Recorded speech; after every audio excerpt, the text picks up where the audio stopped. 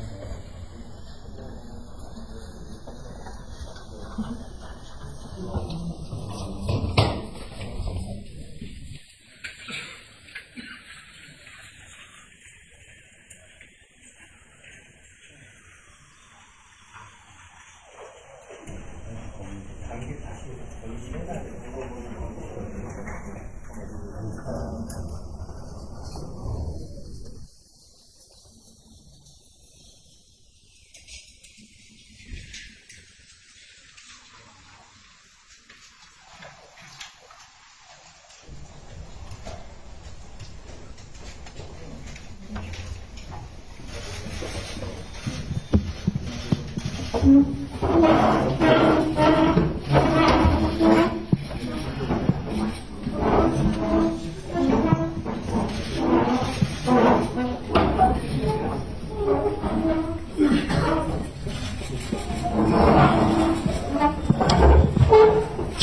지금부터 격차 해소 관련 정책 세미나를 시작하겠습니다.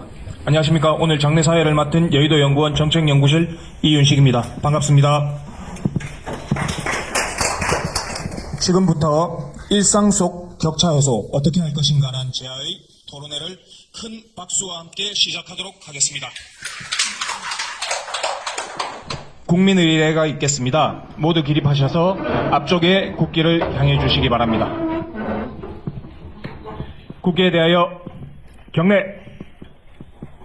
바로 이하 의식은 시간 관계상 생략하도록 하겠습니다. 모두 자리에 앉아주시기 바랍니다. 먼저 여의도 연구원 홍영림 원장님의 개회사가 있겠습니다. 큰 박수로 환영해 주십시오. 네, 반갑습니다. 여의도 연구원장 홍영림입니다. 오늘 일상 속 격차 해소를 주제로 정책 세미나가 열리게 된 것을 매우 뜻깊게 생각합니다. 좌장을 맡아주신 서울대 사회학과 김석구 교수님, 그리고 발제 및 토론에 나서주신 김종학 국토연구원 선임연구위원님, 김동현 한림대의대 예방의학과 교수님, 서우석 서울시립대 문화예술관광학과 교수님, 김우석 변호사님께 깊이 감사드립니다. 바쁘신 가운데 참석해주신 한동훈 비상대책위원장님을 비롯한 내외빈 여러분, 언론인 여러분께도 감사드립니다. 우리 시대에서 격차는 이중적 의미를 가지고 있습니다. 기업과 국가적으로는 첨단 기술 초격차를 확보해서 글로벌 경쟁력을 갖춰야 합니다. 하지만 우리 사회 내부적으로는 일상 속 격차를 해소해야 합니다. 대한민국은 G7 주요국과 함께 어깨를 나란히 할 정도로 국력이 대도약했습니다. 격차 해소는 동료 시민 누구나 어디서나 선진국의 삶을 누려야 한다는 점에서 매우 중요한 사회적 과제입니다. 격차 해소는 국민의힘 총선 정책과 공약 전반에 흐르는 DNA입니다. 격차 해소를 좌우 이념 문제로 접근하면 사회 갈등 지수만 더 커질 것이라는 우려가 나옵니다. 국민의힘은 격차 해소 과제를 실용적, 실리적 접근으로 접근하여 일상 속 격차를 실질적으로 줄이는데 방점을 두고 있습니다. 국민의힘이 지금의 민주당보다 더 유연하고 미래지향적이며 실용적일 뿐만 아니라 어떤 면에서는 더 진보적이라고 강조한 한동훈 비대위원장님의 말씀도 이런 취지일 거라고 생각합니다. 불합리한 격차 해소는 대한민국의 미래와 다음 세대를 위한 합리적인 투자입니다. 아울러 우리 사회의 갈등 지수를 최소화하는 선제적 예방 조처입니다. 사회 전체적으로 일상 속 격차 해소를 위한 근육을 키워 나가야 하는 것도 이 때문입니다. 다시 한번 오늘 일상 속 격차 해소를 주제로 국민 공감 정책 세미나에 참여해 주신 여러분께 감사드립니다. 오늘 행사를 통해서 교통, 의료, 문화, 치안 등 주요 분야에서 격차 해소에 물꼬를 트는 뜻깊은 시간이 될 것을 기대합니다. 감사합니다. 다음은 한동훈 비대위원장님의 축사를 듣도록 하겠습니다. 큰 박수로 비대위원장님을 환영해 주시기 바랍니다. 안녕하십니까? 제가 이런 자리에 올 때마다 정치하기를 잘했다는 생각을 합니다. 제가 이런 자리가 아니면 어떻게 김석호 교수님, 김종학 연구위원님이나 김동현 교수님, 서우석 교수님이나 김우석 변호사 같은 분을 한 자리에 모셔서 좋은 배움을 받을 수 있겠습니까? 바쁜 시간에 이렇게 시간 내주셔서 너무 감사하게 생각합니다. 저희가 더 열심히 하겠습니다. 저희가 5, 4월 총선을 앞두고 몇 가지 정책적인 방향을 준비하는 데 있어서요. 두 가지 큰 축이 있었습니다.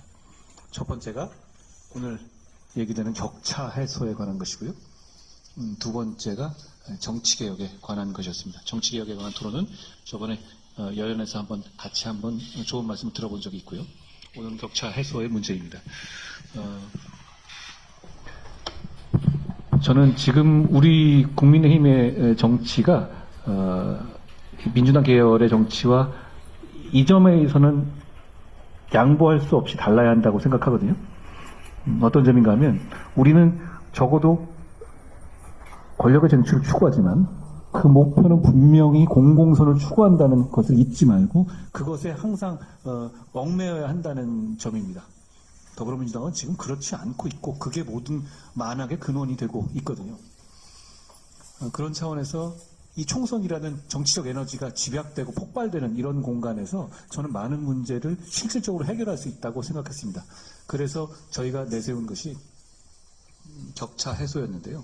그 격차 해소에 대한 개념을 저희가 처음에 말씀드릴 때 주의했던 점은 이게 너무 큰 담론으로 가서 예를 들어서 이게 무슨 이념이라든가 이런 담론 그런 정도까지 너무 커지게 되면 결국 말싸움만 나고 해결되는 것은 아무것도 없이 끝날 것이다 라는 생각이었습니다. 저희는 이 몇 달 동안에 정치적 에너지가 집중되고 그리고 각계의 정치 세력들이 국민들의 눈치를 많이 봐야 되는 시점에 실용적인 문제를 해결하고 그 이전보다 나아졌다는 평가를 듣고 싶다. 이게 저희의 정책적 목표였습니다. 그런 차원에서 말씀드린 게 격차 해소였던 거예요. 예를 들어서 무슨 빈부격차를 완전히 없애보자 라는 식으로 계급적 관점으로 접근하게 되면 이건 그냥 담론의 대결 그리고 말의 대결로 끝날 것이죠. 저희가 말하는 격차 해소는 이런 거였습니다.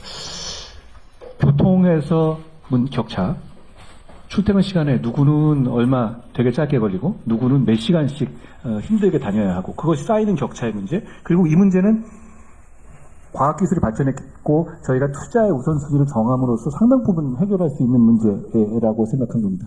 그리고 의료의 격차, 그리고 문화의 격차, 그리고 치안의 격차 역시 마찬가지 그런 개념이었거든요.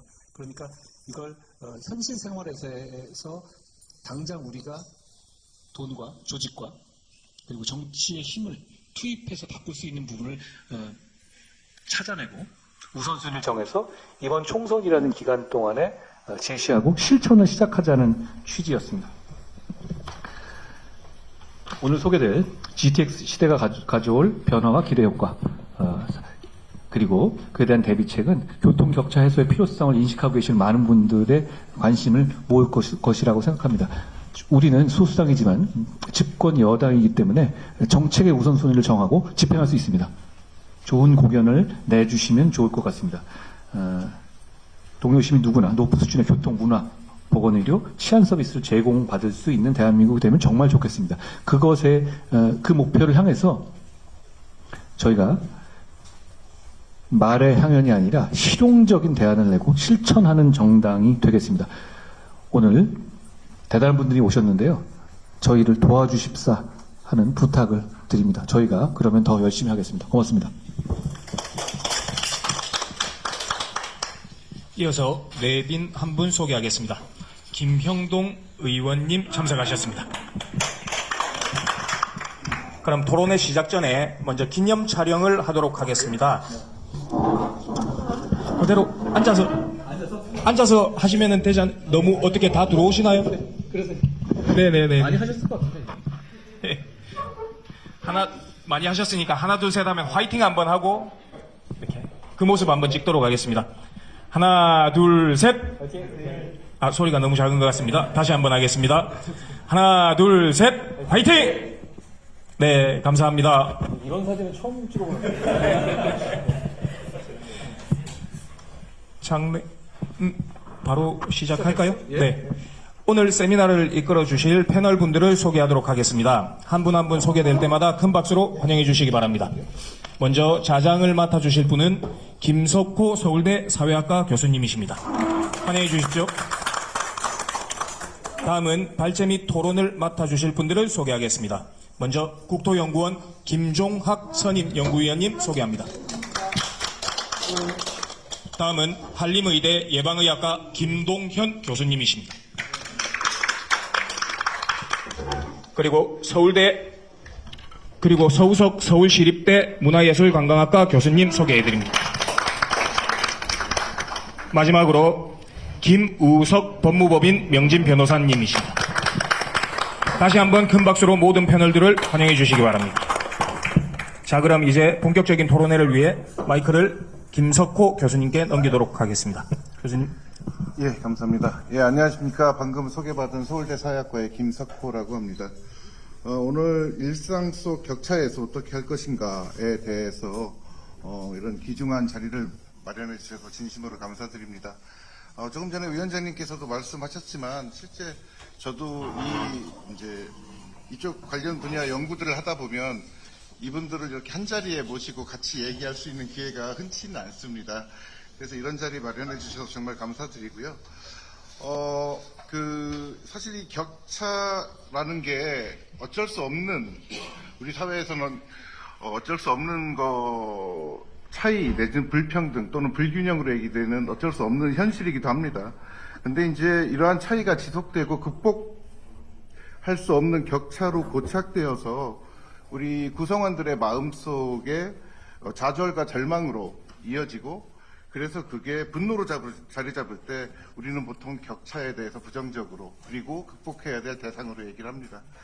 문제는 이런 격차가 해소될 수 없는 상태로 지속되었을 때 보통 그 사회는 활력을 잃고 지속 가능의 위기를 겪게 됩니다. 이제 그런 의미에서 보았을 때 이 자리가 얼마나 귀중한지 알 수 있을 것 같고요. 또 하나는 사실 우리 정부나 정당들이 이런 노력을 안 해온 게 아닙니다. 근데 이제 제가 이 발표 자료를 리뷰를 하면서 이제 다시 한번 생각이 들었던 건 뭐냐면, 이 격차와 관련된 많은 정책들이 정부에서 정책 프로그램으로 존재합니다. 그리고 사실 정치인들이나 정당이나 정치적 리더십 쪽에서는 어떤 격차에 대한 담론을 계속 제기하고 문제 제기를 하면서 해소가 필요하다라고 이제 주장을 하십니다. 그런데 실제 그런 어떤 많은 정책 프로그램들이 존재함에도 불구하고 국민의 삶의 질이 많이 나아졌다라는 얘기는 들리지 않습니다. 이제 그 이유가 결국에는 뭐냐면, 우리가 시대 정신을 얘기하고 패러다임을 얘기하는 정치적 리더십과 이런 어떤 세부적인 구체적인 정책 프로그램들이 어떤 서로 협의된 그림 하에서 전체적인 조망을 가지고 어떤 방향을 설정하고 실제 목표를 협의하고 그런 과정을 통해서 격차 해소로 나아가야 되는데, 지금 제가 보기에는 정말 각계 전투를 하고 있는 것 같고, 정부는 부처마다 민주주의에서 구성원들이 가지고 있는 정치적 욕구나 수요에 대해서 적극적으로 반응하고 대응을 하는 과정에서 프로그램들로 만들지만 실제로 그게 어떤 미시적인 수준에서의 요구를 반영하는 수준 이상을 뛰어넘기 어렵다라는 거죠.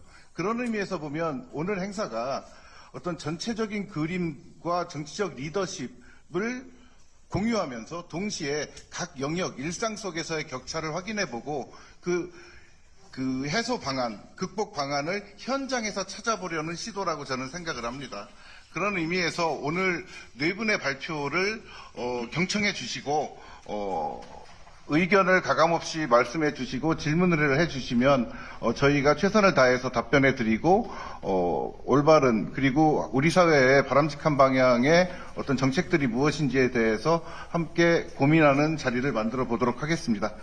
예, 그러면 바로 여기 나와 있는 순서대로 패널 네 분의 발표를 듣도록 하겠습니다.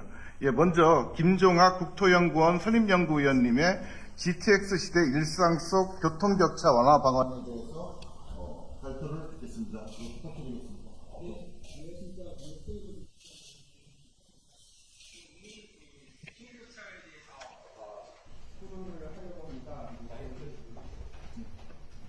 네, 교통격차에 대해 토론하는데요. 교통격차가 사실은 대도시권과 지방권, 여러 가지 격차가 있을 수 있어서 내용의 집중도를 위해서 저는 이제 GTX 시대의 일상성 교통격차 완화 방안에 대해서 말씀드리도록 하겠습니다. 잘 아시는 것처럼 교통이라는 말 자체가 서로 주고받으면서 어떠한 통행자의 목적을 달성하는 행위가 교통입니다. 근데 우리가 지금 정부에서 추진하고 있는 출퇴근 30분을 가지고 제가 사람들이 통행 시간이 얼마큼 길어질 때 기상 시간을 좀 알아봤더니 우리가 보통 수도권 통행 시간이 120분이라고 보고 있습니다. 그래서 이거를 한 150분의 통행 시간이 됐을 때 어떤 분은 이제 기상 시간이 5시 반이 되고 120분일 때는 6시가 되고, 그리고 30분으로 만약에 줄어들면 우리가 출근 시간을 1시간을 준비했을 때 7시 반에 기상하게 됩니다. 그만큼 아침에 일상이 좀 더 여유롭게 된다고 볼 수 있을 것 같습니다. 그리고 우리가 출퇴근 통행이 우리가 전체 활동을 여러 군데서 하는데 출퇴근만을 하는 활동 패턴을 저희가 그 최근에 연구한 결과에 따르면 52.8% 차지합니다. 다른 데 안 가고 집하고 직장만 오간 통행이 52.8%가 된다는 얘기입니다. 그만큼 출퇴근에 대한 중요성이 상당히 커지고 그만큼 통행 시간 절감에 따라서 일상 속에 미치는 영향이 상당히 크다고 이제 볼 수 있는 결과가 생각됩니다. 생활교통 비용에 대해서도 그 연구한 결과가 있는데요. 수도권 예를 들면 그 소득 대비 생활교통 비용이 일기 신도시인 분당구는 한 4.6%, 용인 수주구는 5.2%, 그리고 2기 신도시 남양주, 광주 등은 소득 대비 한 10% 정도로 생활교통 비용이 소득 수준에 비해서 차지하는 비용이 높습니다. 그만큼 통행 시간이 많이 들고 비용도 많이 든다는 얘기죠. 그래서 이러한 그 일상 속 교통 격차를 해결하기 위해서 이제 GTX라는 수단을 정부에서 이제 발표를 했는데요. 이제 그 GTX는 수도권에 대한 교통 격차도 완화될 것 같지만 지금 2기 GTX 같은 데는 이제 원주나 평택 같은데 지방에도 이제 같이 연결되기 때문에 우리가 수도권과 지방에서도의 그 통행 시간 격차도 완화하는데 이제 기여할 수 있을 것이라고 저는 생각됩니다. 이러한 교통시설은 아시는 것처럼 도로나 철도는 선형시설입니다. 선형시설이라는 것은 중간에 연결되는 연계 지점이 얼마큼 효율적이냐에 따라서 네트워크 파급 효과가 이제 일어나는데요. 이러한 네트워크 파급 효과를 해결하기 위해서는 체계적인 환승 체계 구축이 필요합니다. 근데 그 GTX를 먼저 예를 들게 되는데 GTX는 아시는 것처럼 대신도입니다. 대신도는 지하 40m 이하를 얘기하고 있고요. 토지 보상비 절감을 위해서 40m 이하에 건설하게 됩니다. 그래서 지금 대신도로 이어지기 때문에 저희가 이제 그동안 GTX, A, B, C, D, F 여러 가지 노선이 나왔는데 대신도에 대한 그 우리의 통행 경험을 한번 말씀드리면은 인천공항 철도 타보신 분 아실 겁니다. 지하 7층에 있죠. 그리고 이제 8호선에 하고 5호선에도 대신도 역사가 있는데 우리가 그 고속 엘리베이터를 통해서 지하로 내려가야 됩니다. 이게 이제 그 대용량 엘리베이터에서 한 30인 승인 엘리베이터가 되는데요. 우리가 그동안 GTX라고 생각하면 각 시점과 종점, 정차역에 대해서는 관심이 상당히 많지만 실제 우리가 GTX를 탔을 때 어떻게 플랫폼까지 가고 열차에 탑승하는 것까지는 잘 생각을 안 해보셨을 것 같아요. 하지만 GTX-A가 이제 곧 개통되고 BC도 지금 건설이 추진 중이기 때문에 이 시점에서는 우리가 수평 이동뿐만 아니라 수직 이동에 대한 관심도 상당히 좀 필요하다고 생각됩니다. 그래서 이태원 같은 사태도 좀 있었지만 우리가 첨두시에 일시적으로 교통 수요가 많이 몰릴 경우에는 플랫폼의 혼잡도 있을 수밖에는 없다고 저는 생각이 듭니다. 그래서 우리가 아직 건설 단계고 설계 단계도 있기 때문에 저는 생각이 이러한 수직 이동을 원활하기 위해서는 엘리베이터에 대한 추가 설치를 좀 검토를 해야 되지 않을까라는 것을 조심스럽게 지금 이야기를 하고요. 이런 건 예산상으로 상당히 지금 어려울 수가 있습니다. 그래서 엘리베이터를 설치하기 위한 기초공사인 구착공사라도 지금 미리 선정하는 방안이 필요할 것 같고요. 만약에 이제 그런 경우가 좀 어렵다고 하면은 우리가 개표구상에서 우리가 보통 게이트 미터링이라고 표현을 하는데요. 밑에 지하 정거장이 혼잡할 경우에는 지상부에서 이제 사람이 더 이상 내려가지 못하게 미터링 제도를 좀 설치하는 것을 좀 제안을 드리고자 합니다. 마지막으로는 이제 GTX 노선 자체가 A, B, C, D, E, F 6개 노선이 됐습니다. 6개 노선이 됐다는 것은 환승 정차역이 기존에 비해서 많이 늘어나게 됨을 얘기합니다. 근데 우리가 보통 각 노선에 대해서는 개별 타당성 조사를 통해서 사업을 진행하고 있기 때문에 환승 시스템에 대해서는 선행 사업이 후행 사업을 위해서 투자하는 게 상당히 좀 어렵습니다. 그래서 저는 A, B, C, D, F 전체적인 수도권 GTX 노선이 확정된 만큼 이번 기회에는 전체적으로 환승 체계에 대한 체계적인 예산 보조 시스템이 좀 필요하다고 생각됩니다. 이게 환승 시스템 자체가 한 번 더 체계적으로 구축하려면 사업비가 상당히 좀 많이 드는 편이 있지만 우리가 아까 말씀드린 정책 목표 30분 시대하고 이용자의 진정한 편리성을 유지하게 된다면 이러한 환승 체계는 반드시 수평 수직이 뿐만 아니라 편리하게 돼야 되고요. 이를 위해서는 선행 사업에서 환승 시스템에 대한 일부 시스템을 구축하는 방안을 제안을 드립니다. 그리고 이 비용은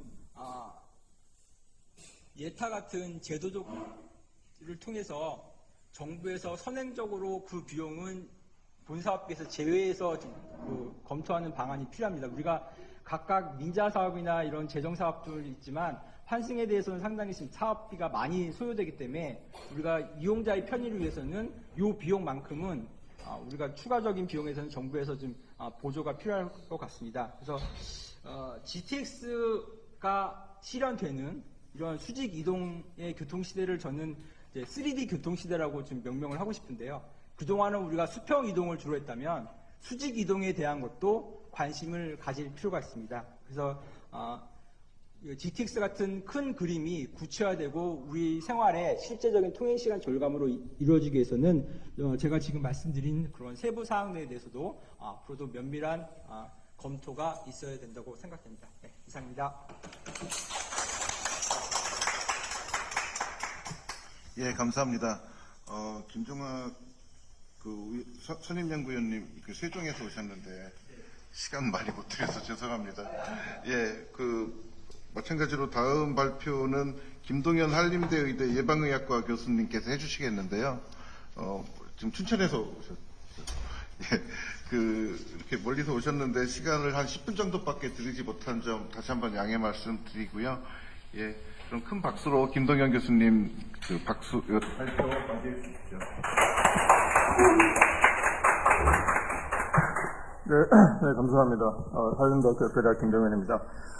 우선 여당 집권 여당 정책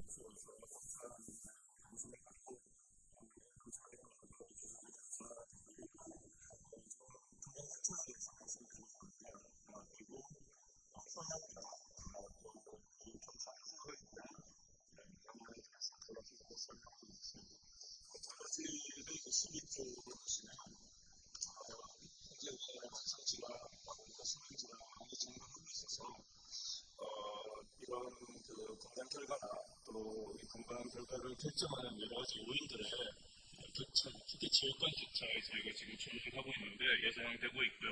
특히 코로나를 거치면서 우리나라 보건의료 체계의 취약점이 무엇인지 하는 것들이 많이 드러났습니다. 근데 이제 이 건강 격차의 문제를 이제 바라보게 되면 가장 건강뿐만 아니라 모든 우리 사회의 여러 영역에서 크게 영향을 미칠 요인을 하나를 꼽자 그러면 고령화라고 볼 수가 있습니다.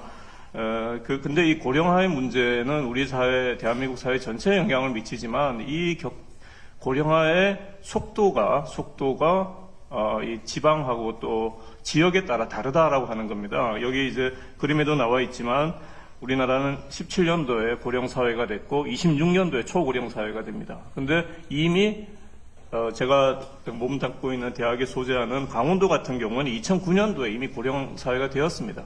그리고 이미 초고령 사회가 되었습니다. 이런 시간의 격차가 일어나고 있는데 과연 지방에서는 어떤 준비를 하고 있느냐라고 하는 게 이제 문제가 될 수가 있고요. 이제 고령화하고 만성질환 급증하고 맞물리게 되면 가장 크게 문제가 되는 게 국민의료비라고 생각을 하고 있습니다.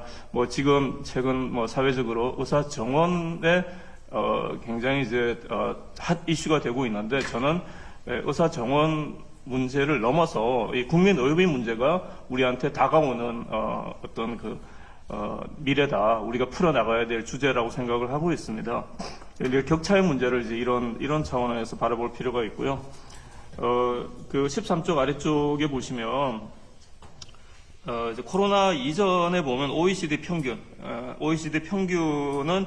이제 의료비가 관리되고 있습니다. 대부분 나라들이 이제 의료비를 적극적으로 관리를 하고 있는데, 우리나라는, 이런 GDP 대비 전국민 의료비가 급증을 하고 있고, 상승률 자체가 굉장히 가파릅니다.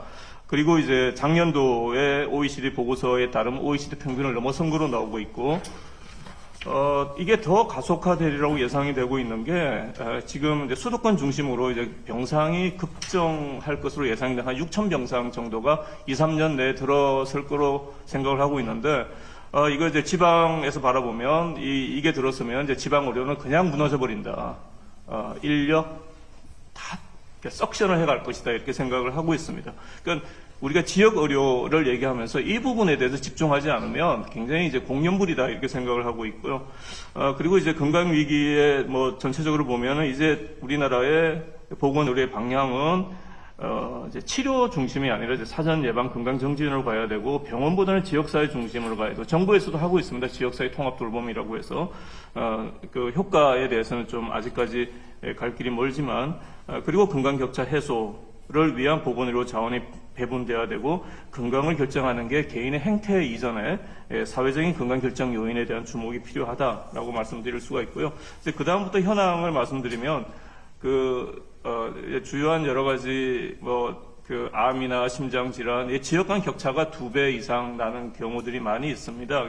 왜 이렇게 나느냐? 예를 들어 심장 질환 같은 경우에는 부산, 울산이 가장 사망률이 높습니다. 이게 연령 표준화를 해서 그렇습니다. 그러면 이제 이런 부분에 대한 격차 해소가 필요하고 총 사망률로도 보면 2010년도나 2022년도나 격차비가 지역 간 격차비가 크게 달라지지 않았습니다. 그대로 유지가 돼 전체적으로 감소했지만 그리고 이제 광역시도 간에 최대 18년간의 격차가 있다 이렇게 말씀드릴 수가 있고 그 다음에 이제 중환자실 격차비 이거 코로나 시기에 엄청나게 문제가 되었었는데 서울 경남에 비해서 충남 경기가 이제 중환자실이 인구 10만 명당 부족하고 관내 의료 이용률 지역 환자 구성비 기준 시간의 의료 이용률 이 하나하나가 이 격차를 드러내는 하나의 현상적인 지표들인데 이 부분을 어떻게 우리가 풀어갈 것인가라고 하는 게 이제 보건의료 정책의 키 이슈가 되어야 된다고 생각을 하고 있고요. 응급의료 현황을 보면은 30분 미만에 도착하는 게 강원이 가장 퍼센트가 낮습니다. 4%밖에 되지 않고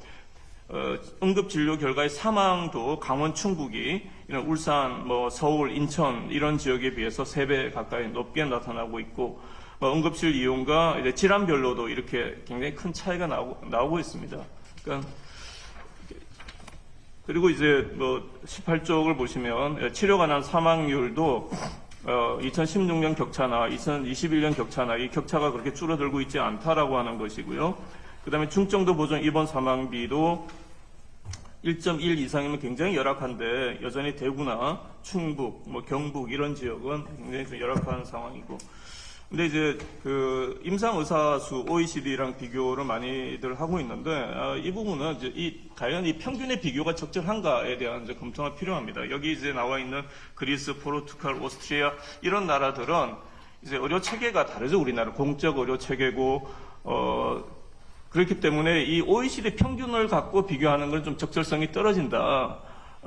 오히려 우리는 이제 미국이나 일본 같은 경우랑 비교를 해보면 그렇게 큰 차이가 없다라고 하는 게 나오고 이 의사 수하고 의료에 대한 접근성하고는 다르다라고 하는 겁니다. 그래서 이들 나라들, 유럽에 있는 많은 나라들이 의료에 대한 접근성은 우리보다 굉장히 낮습니다. 다들 아시다시피.